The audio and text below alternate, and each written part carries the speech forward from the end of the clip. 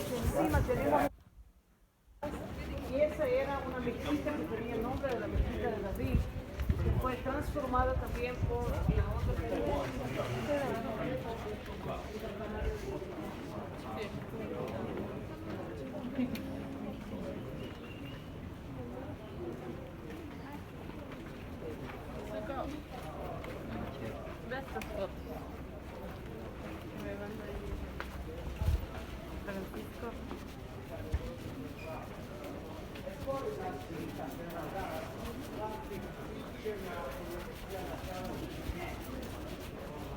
Andiamo alla chiesa della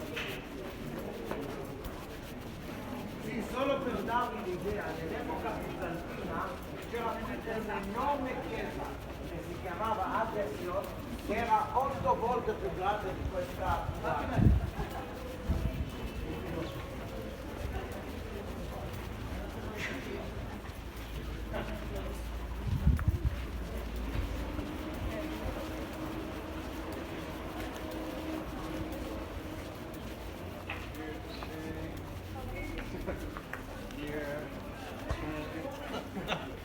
I'm so happy, like every time until now, like hopefully I'm not jinxing it, but for now we're good. We always get to this final page. Okay. Anyone knows what this guy is? Like it's written on the side. Yeah, a little bit about this. Yeah. Regardless, I have a question I want to ask you, and that is, we guys, most of us, like I think all of us here, are members of Western civilization, right? What is the origin of our civilization? Where did it start from? Here. You mean here? Kinda. This is what I'm. There in the aiming at. first floor? In all of the floors, but in general, you can trace back Western civilization into two main important cities, to Jerusalem and Athens. Yeah. Like all the Greek literature, along with the Bible, which was part of it, was written here. That pretty much constitutes Western civilization as we know it today. I'll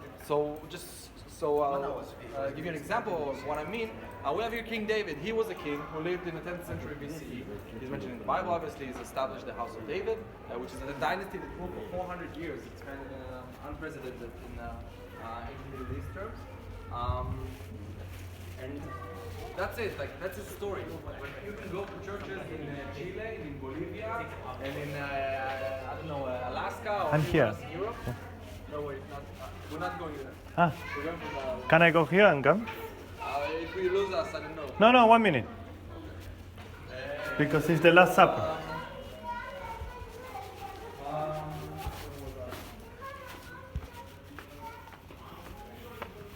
No me la voy a perder. Ay.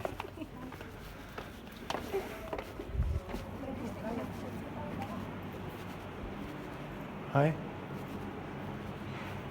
Ah, here.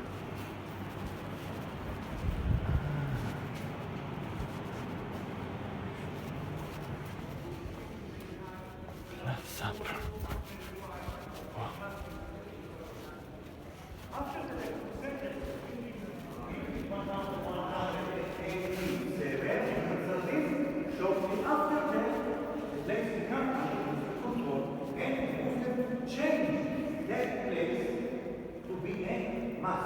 So the church that was built for the last Supper room became a mass.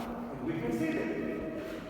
Arabic inscription there, Arabic inscription there,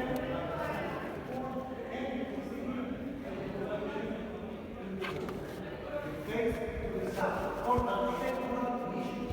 What we have done, and they tell us, as a Muslim, where is the south? Where is Mecca? Of course, the Muslims remove all the Christian and decoration aspect that was given to the place of the mass. But they ignore two of them. One can be seen here. Look at the capital, the mountain capital, over here. Not there, here it is.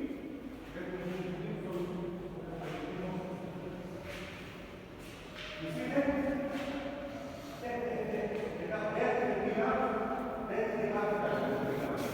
We see there three pentagon pillars. One on the right, one on the left, one in the center.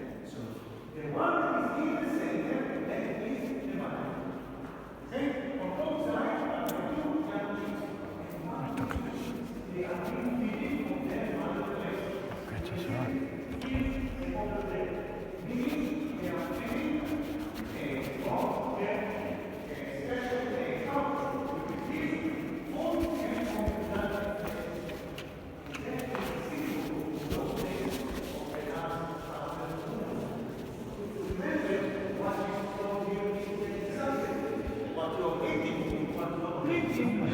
is the Last Supper? Where is the Last Supper? Is a declaration of Yeah. the time that the But where? Muslims did not remove.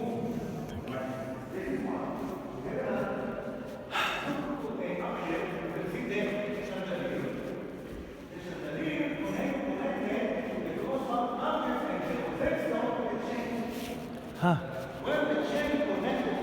Where is the Last Supper? This is the room, but We it's don't know where. complicated. We don't know where. According to tradition, this is the place. Okay. If you want, let's go. I don't know. I didn't know if I had to go there. Ah, there is exit also. It's just that if you go away from the group, like I'm continuing the tour, if I lose you, I can't really look for you. I need to continue. Yeah. So try to stay with us, or okay. And it says, who thinks it's a Christian site? Raise your hand. Who thinks it's a Christian site? Okay. Who thinks it's a Muslim place? The two things. And they're both. That's right. They're both. Everything here is complicated. In Israel, we're going to see that a lot. The concept of syncretism. Our religions influence each other.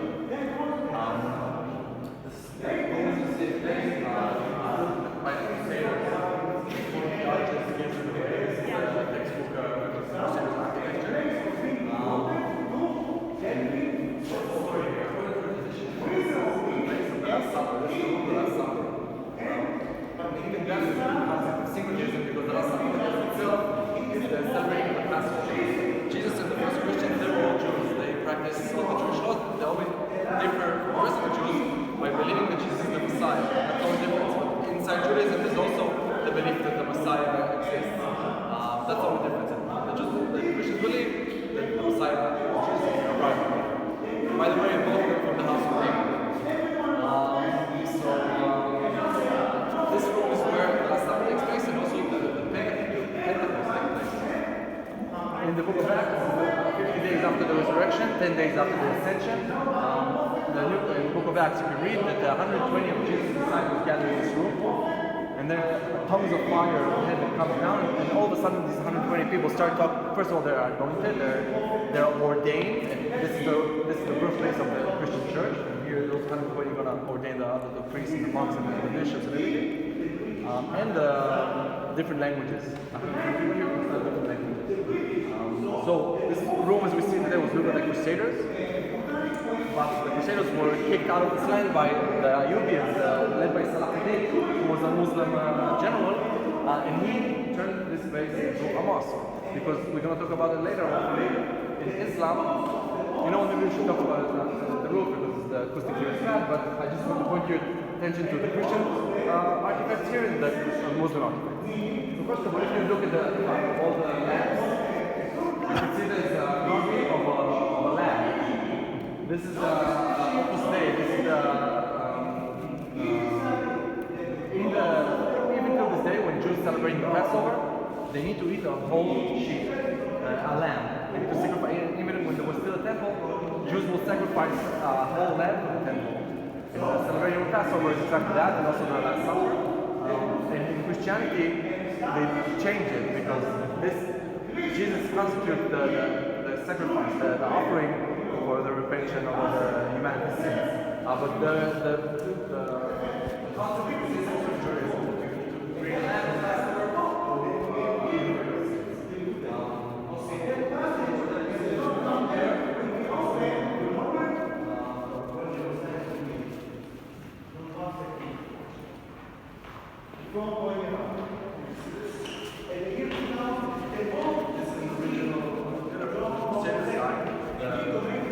When they came here, they didn't tell the difference. It's a pelican. And it's a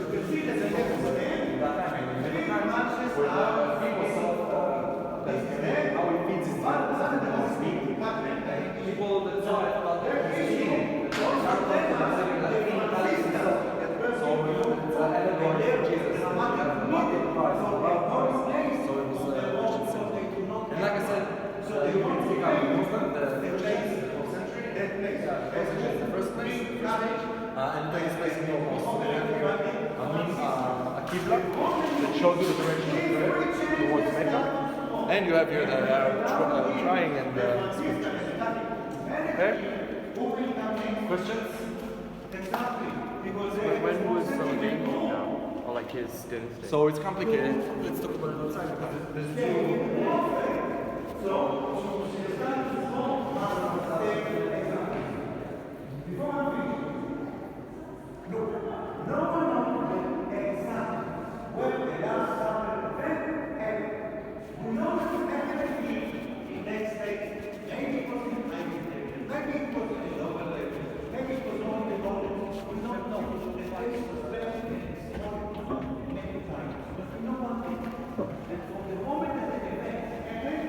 those early Judeo-Christians and later the early Christians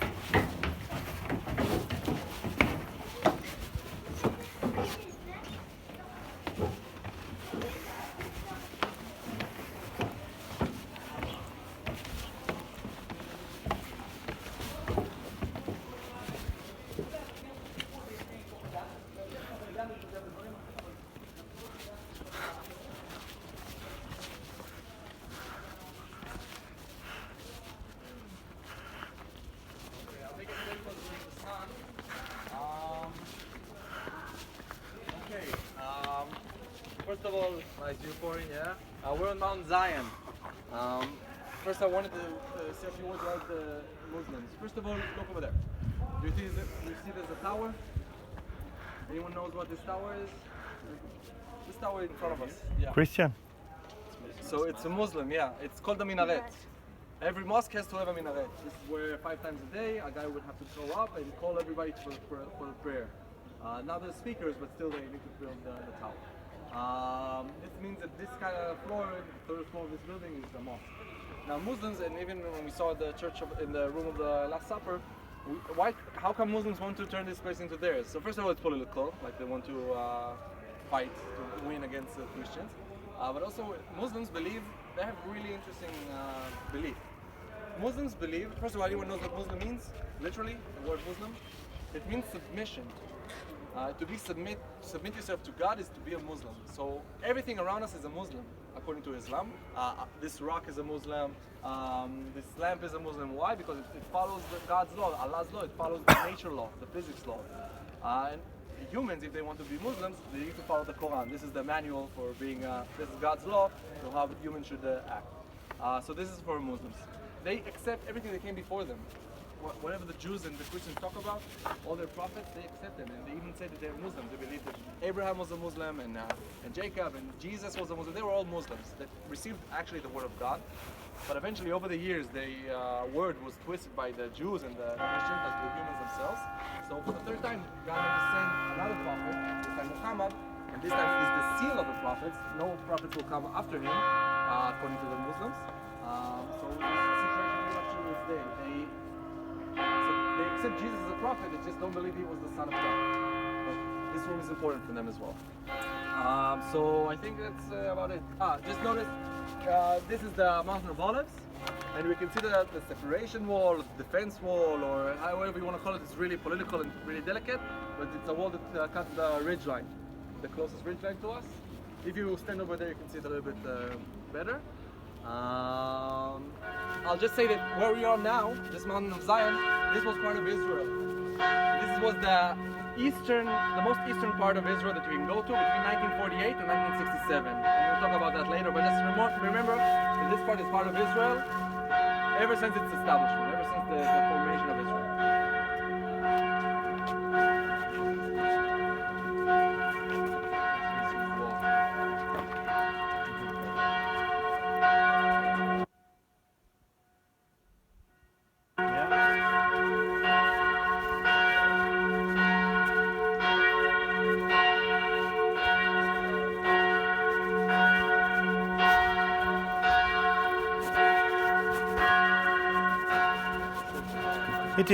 This can be also the Last Supper here, because you said you didn't know where.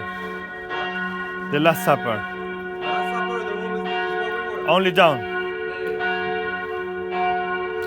No, because the other guy told she didn't know at what altitude. Floor. Always we know today's what we say this time. Ah. So 1200 years after. Let's go down. Okay, let's go.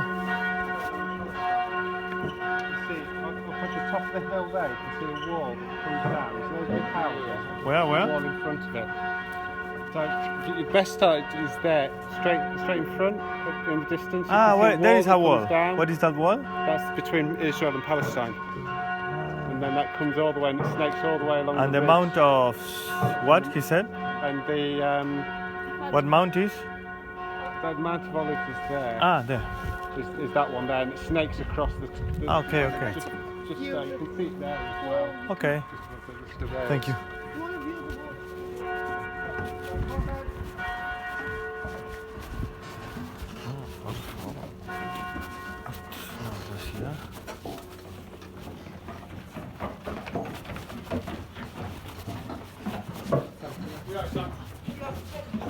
Con 4 días te va a alcanzar. 4 días te va a alcanzar. Puedes pasar en helicóptero. Just wandering around yourself. Yeah, we'll find out. You might notice it in the accident.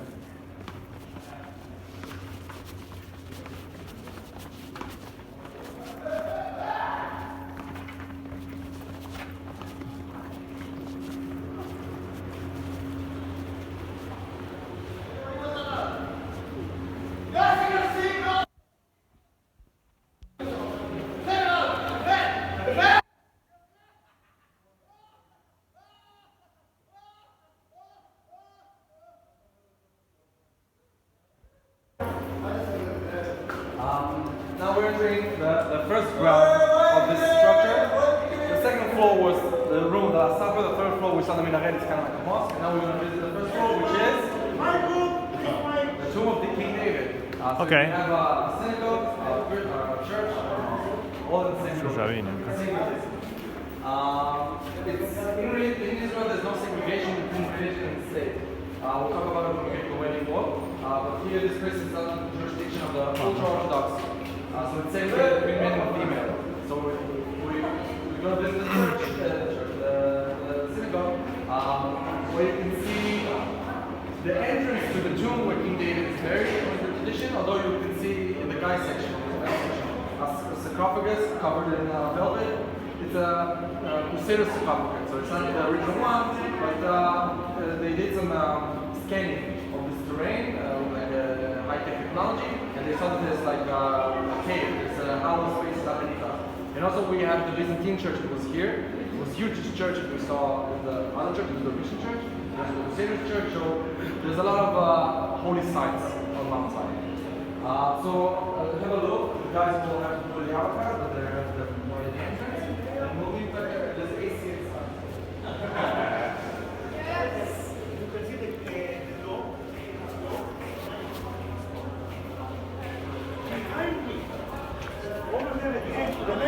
So guys, this way and Welcome, nice visit. Hello, how are Where you? are you coming from? Argentina, etc. Bolivia. Bienvenidos. Bolivia. Thank you. Bienvenidos. Gracias. behind the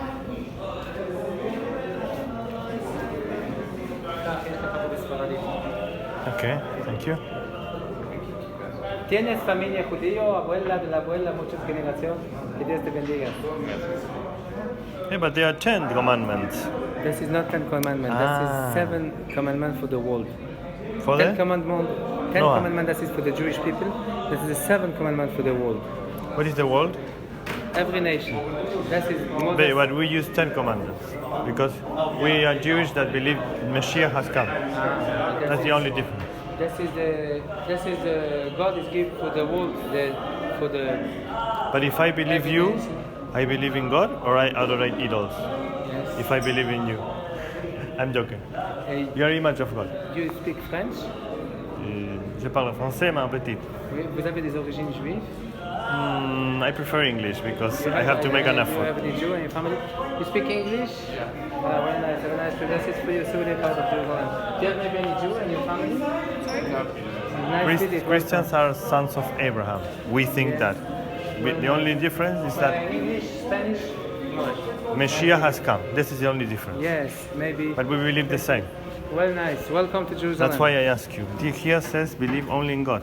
But I have to believe in you. You're telling me this. You know, I'm joking, in a good sense. Yes, in the Bible. I mean, for us, saints are like you.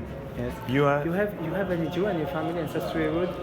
My father is Abraham, in faith. You have of your motherline. You have any Jew?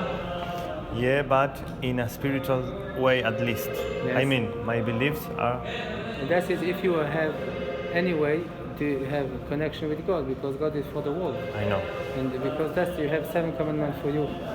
But we believe we believe Yes. in Jewish Christians. Every Christian. That is if you want, I give you a nice. Okay.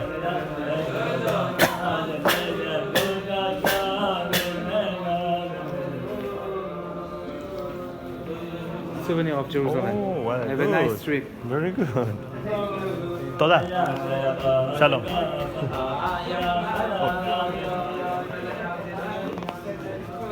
Those days, everything here was covered by gold. It's a little bit hard to imagine, but most today are very the same concept. Take a look at the picture, and we make the exit.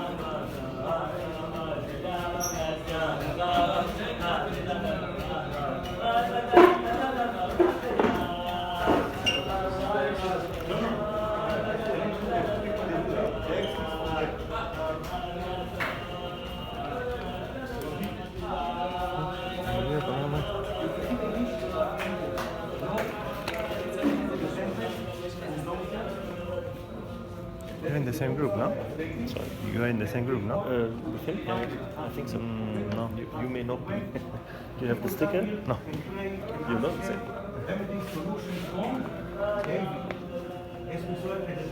Ah, you're here.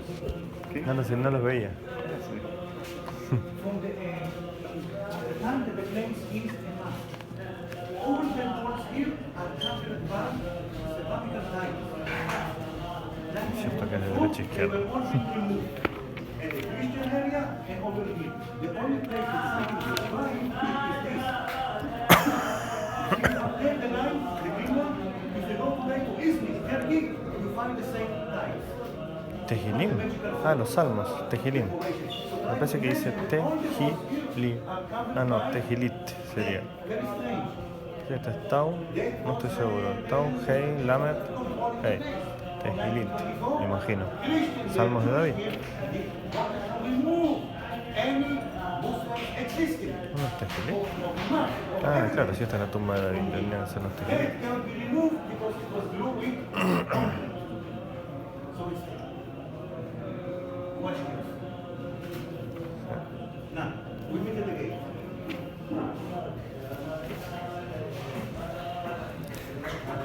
Okay, if we finish, What? Ah, you want me to take you a picture?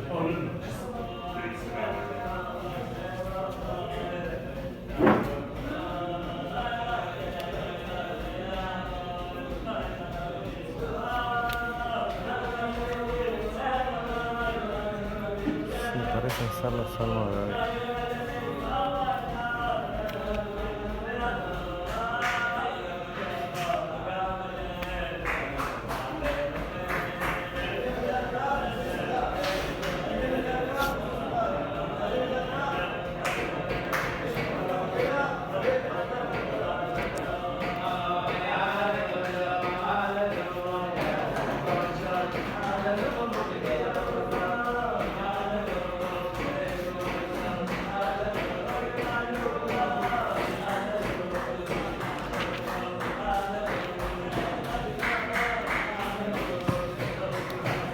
Go?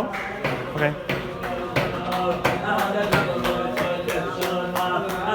Toda, shalom. Shalom. I ask you praise.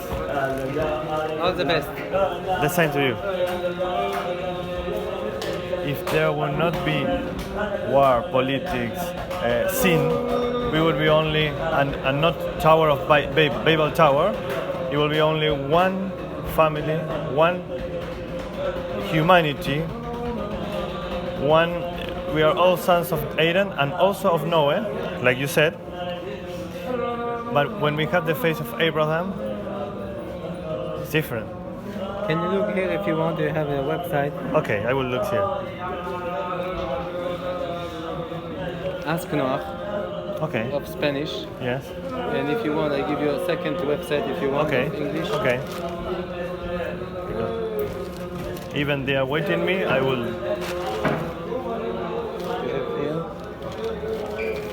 You have here Ah, this one. Yes.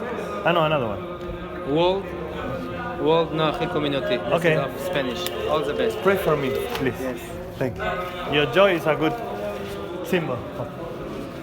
He started to talk to me. Yeah, He's a good person. he always do it. Yeah, He's a good person. It feels it's nice. yeah he's good. Open also. Okay. Just so I'll do some fine tunings. How many of you did the free tour? Okay. So.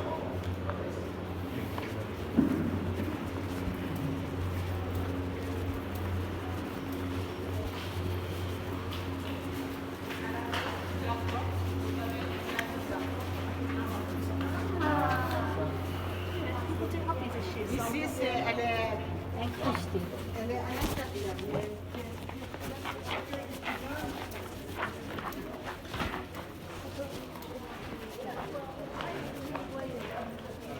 No sé si haría proselitismo. No me suena que haga proselitismo. No me suena. Bueno, quise responder. ¿Tu madre es judía? Si le respondo eso, se arma un quiebre. Porque es clave para ellos. Por eso Mateo empieza con la genealogía de Jesús. Es clave. Y Pablo habla mucho de eso.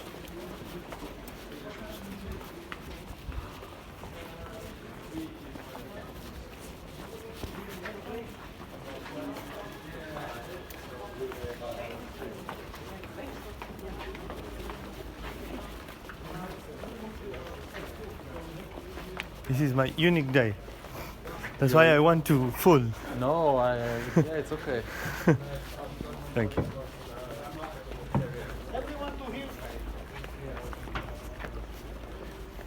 I came here, as I told you, because of more of, You have only this day. yeah. Then you go back to Argentina. You're from Argentina, no? By Poland. Through Poland. Yeah.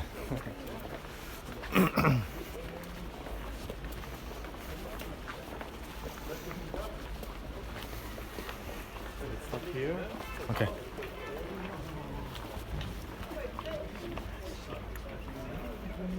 Okay. If you look there, you can see soon we're gonna re-enter the city.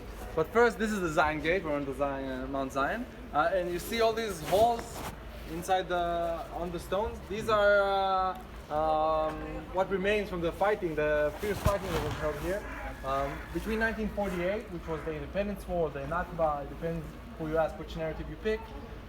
To the Six-Day War in 1967. In those 19 years period, Jerusalem was divided right in the middle. Route 60, really next to Jaffa Gate, that was the border, that was the no man's land. There were landmines and barbed wires and sharpshooters, like it was crazy. You can see pictures from the 60s that, like that. This is why we have the term East Jerusalem, because at that time this was supposed the East Jerusalem was under Jordanian control, and the West Jerusalem was under Israeli control. Only after the Six-Day War did Israel conquer all the way to the Jordan River and reunited or reconquered, or how you want to call it, Jerusalem. But this is the testimonies of the fightings that was here in 1948. But like I said, where we were, Mount Zion was always a part of Israel. Like the border went right through here. So it has many implications when we will touch it later on. But Israel didn't control the holy sites until the Six-Day War. So they overemphasized the holy sites there. That's why pretty much the King David tomb, that's why it's there pretty much. Like only after the 50s, oh guys, this is the tomb, and everybody started coming. and again, the concept of syncretism, how religions influencing each other. We have in one structure all three religions thinking this is ours, this is holiest for us because this, because that. Okay, let's go. Now we go to where? To the Jewish quarter, and then to the Wailing Wall. Wailing Wall is the west. Is the Western Wall, yes. I'm glad you are here. And even if I saw these places yesterday. Yeah.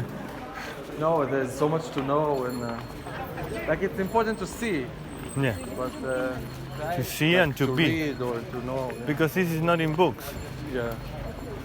I mean, Where should we go from? Let's go this way. the book has letters. But you have to imagine when you read. Yeah. It's not the same.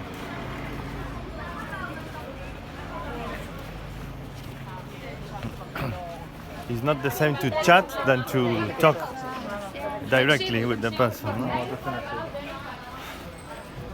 And it's good, like you go, you talk to an ultra-Orthodox guy. Where else you gonna have a chance to do that? Yeah.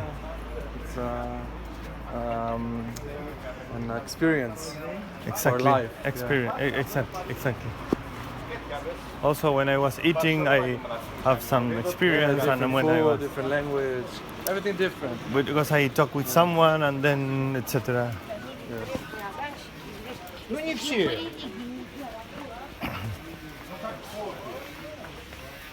Last night I was hours talking in the Jewish quarter. With people. Yeah. Yeah, it's the. And one told me, When you travel, it's this is what you need to do, I think. Like when I travel around the world, you see, I don't know, Israelis or people, they stay in the restaurant or in the hotel, and like I think it's so much more interesting to learn, to meet the people, like you said, like firsthand, talk to them.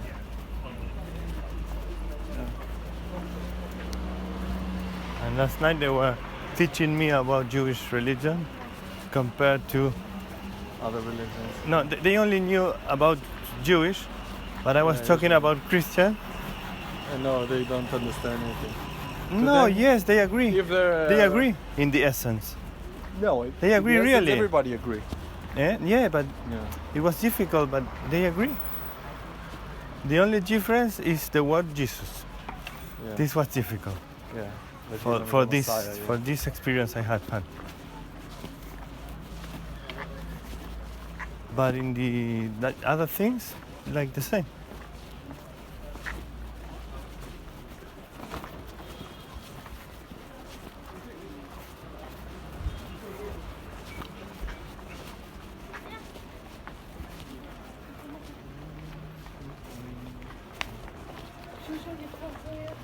You know, I talk with people that were reading the Torah in that moment. So they were really every day. Every day. Were all Orthodox. day. They didn't want it. The girl, for example, I wanted to say hello with the hand. No, she doesn't touch. No. She's So not allowed to touch me. even that, we agree everything except the word Jesus that they have it like forbidden. Yes. They are close in that point. But in the other things, everything. Yeah. Almost everything. Yeah, be a good person. Everything. And All they were religions very are- Orthodox. In Yeah. India, they have a sign saying, "Ways of worship are Yeah. many, but God is one." Ways of Ways of worship, war? of showing your devotion to God, of praying or doing mass. Yeah. or Worship. So But the God is way one. of worship may be Amen. different, but God is one. Yeah. Everyone we say the same.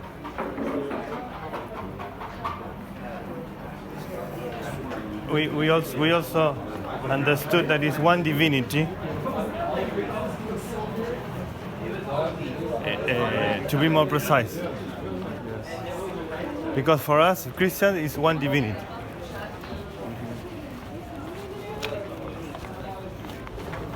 Only we have what we think is we have the revelation of how was this divinity. It's like saying it's one family. of three Yeah, persons, it's but it's one only person. one. The Trinity.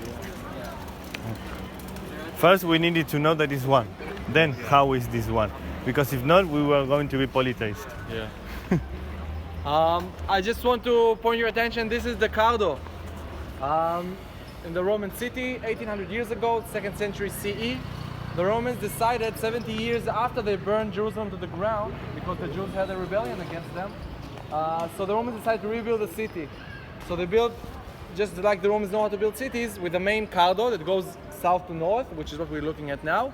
And also the decomanos, maybe we'll see that later on. Just notice that the layers, what I said before, that the Jerusalem is like an onion. Here's the layer of the street level of 2016. Way down there is the 2nd century city. You can see the different layers. Yeah. Eche. No entendí.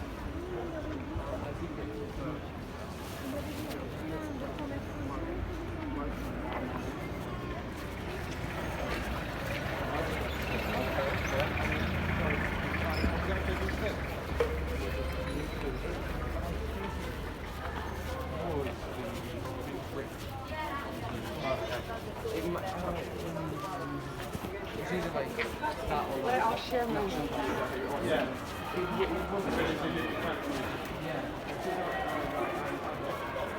Acá quería ver. No se ve nada, ¿no? Me imagino, pero bueno. Es la parte de adentro, porque me dijeron que se podía bajar y pasar por ahí. Que era donde tal vez pasó Jesús.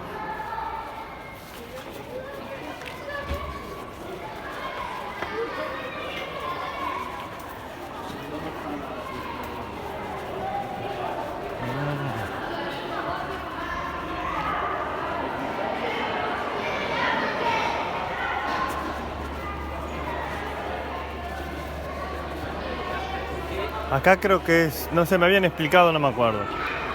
Sí, Que es todo el camino, viene por acá, de donde dijo él, viene todo por acá. Y no sé si es donde pasó Jesús. ¿Eh? Ah, eso es lo que tengo dudas. ¿No? ¿Tengo dudas? ¿No? ¿No es? Ah, no tenés dudas, no es. Ok. Porque alguien me había dicho que tal vez era algo así. No, pero creo que es donde Jesús echó a los vendedores del templo, fue un poquito antes. Bueno, así que... ¿Ves? Ahí está el cuadro. Vamos a ver.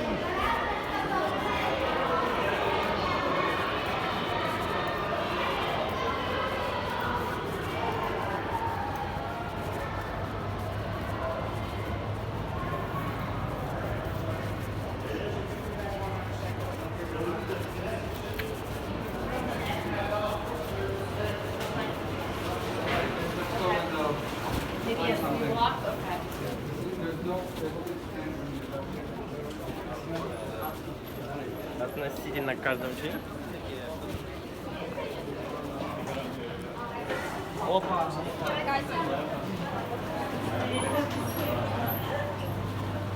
Okay.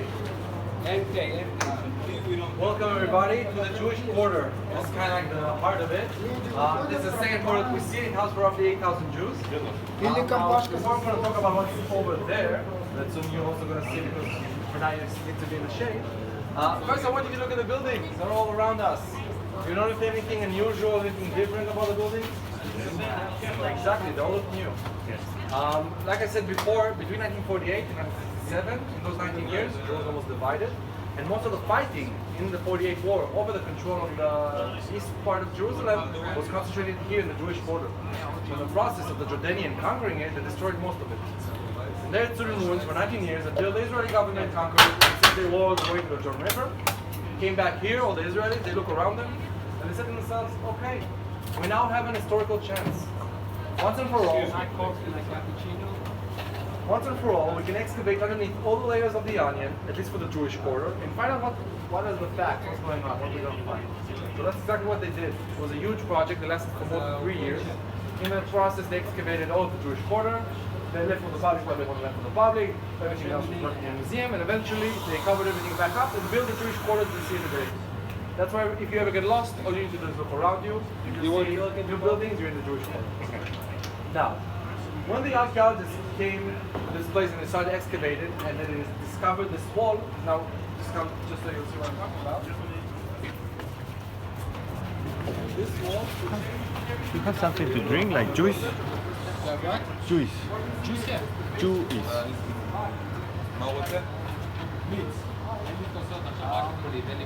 We have only big one. How much? How much? 18. Okay. No. 2,700 years ago, by King Hezekiah. He's 300 years into the bloodline of David. He's a descendant of the house of David, but it's from the 7th century, and David was from there. In order to understand why he has to do No sé cuánto tiempo me lleva. the ancient Middle East is very similar to the modern Middle East. It's geography at least. Only that the difference is that was the known world. That was like cradle of civilization. Where the civilization was.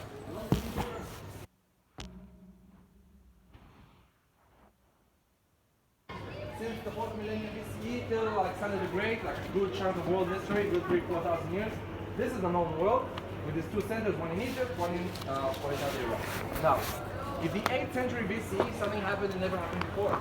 The Assyrian Empire becomes the world's first empire in the sense that for the first time ever, we have here a political body that's going to conquer everything, all the known world, for 100 years or so. So it should come to us as a shock to discover that in 705 BCE, the great Assyrian king, the leader of the world, dies on the field of combat. And his body never went back to proper burial in Assyria. Now, you guys like, who cares? Like, obviously, but back in the day, it means everything. You don't know what's going to happen. Bottom line, it leads to a huge wave of rebellion. What does it mean to rebel in the ancient Middle East? It simply means to stop paying the annual taxes. One of the kingdoms that decided to rebel, to stop paying the annual taxes, was Judah, a small kingdom led by Hezekiah. So that happened in 705 BCE. 4 years later, in 701 BCE, the son of that Assyrian king who died, his name was Sanherib, he managed to regain control of the empire, to crush some rebellions in Babylon, to avenge his father's death in Iran. And 4 years later, he's coming here to Judah to punish her. And he left us a clay tablet that survived. And in it, it describes, I, Sanherib, the great king of Assyria, I destroyed 45 cities from the kingdom of Judah. I loved Hezekiah like a bird in his cage. And it goes on and on about how great of a king he is. And then he says something like, and Hezekiah picked up my tribute, 4 times as much. So I lifted the siege and withdrew back to Assyria. Here's what he tells us. Of course, the Bible also describes this event. And in the Bible perspective, it is God who sent a plague to the Assyrian camp. If you open 2 Kings, you can read all about it. That's the reason why the Assyrians couldn't win, couldn't conquer Jerusalem. Of course, now historians. That's the reason why the Assyrians couldn't conquer Jerusalem. Doesn't matter. The fact of the matter is that Jerusalem is the only city we know of in history that were laid siege on by the Assyrians, but they weren't able to conquer. The only one. Now these are the walls that face the Assyrian soldiers. This wall definitely one of the reasons that the Assyrians couldn't conquer Jerusalem. Now think you're Judean peasants. Living 2,700 years ago, you managed to get within the city before the siege started, and remember, it's the capital, Jerusalem. It's still the only city that survived. All the rest of the different 46 Today, today archaeologists go to all the different mountains all over Israel and they discover huge layer of destruction. So think you're a Judean peasant. Somehow you survived. A generation has passed. All you can think about is how bad was the Assyrian conquest. That's all you worry about. Another generation. Little by little, after 3-4 generations, people started to forget how bad was the Assyrian conquest. They're going to focus their attention on the miracle that occurred that survived. They conquered every city they wanted, except for Jerusalem. So the only way to explain that was to say that the miracle that God chose the city. This is the only way to explain that it's kind of. And eventually, 3-4 generations after the Assyrians came the Babylonians.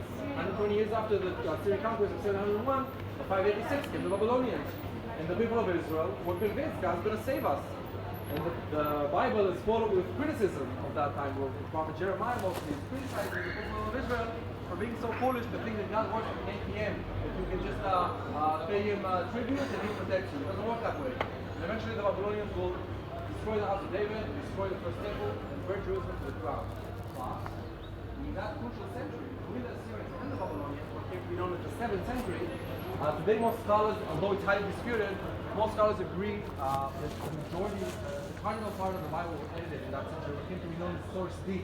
The main narrative from Joshua to the 2nd Kings and the book of Deuteronomy is all one composer, one editing that was being done throughout the 7th century. And the basics of Judaism were laid in that crucial century, the importance of Jerusalem, the house of David, that's the whole 7th century. So now I have a map I want to show you.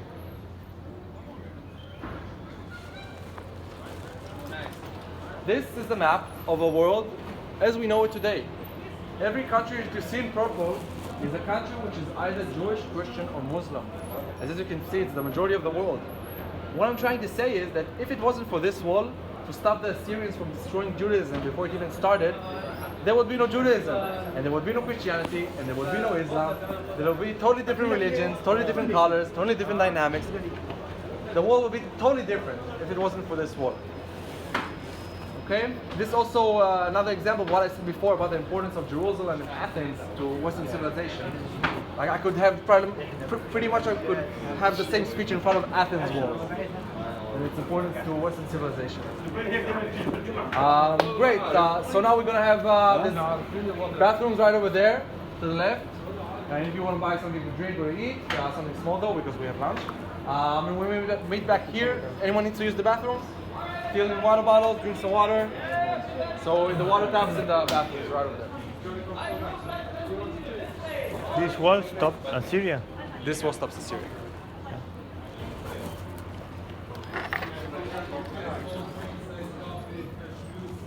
Here or there?